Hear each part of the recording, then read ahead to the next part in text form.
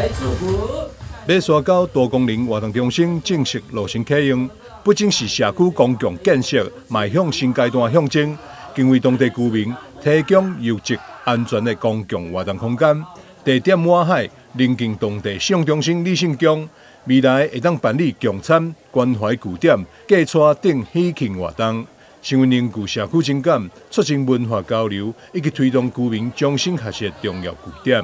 我們馬紹溝活動中心終於順利能完工啟用。那這中間歷經了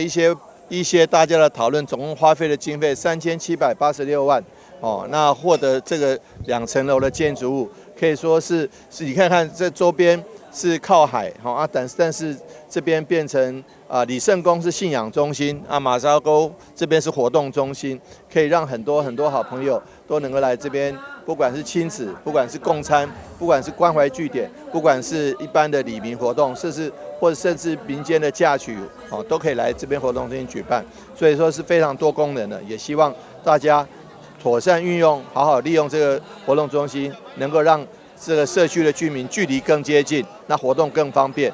將軍區長鍾介軍指出，新建活動中心位置咧馬沙溝地區，涵蓋中沙里甲平沙里，位置兼具自然風光甲人文歷史的濱海漁村。活動中心1樓會當提供里民舉辦集會，嘛會當發揮在地化社區照顧，營造永續健康的社區環境。2樓規劃多元使用空間，會當達成多目標使用功能，落實市民對着公有公共建設期待。但是新聞張世維採訪報道。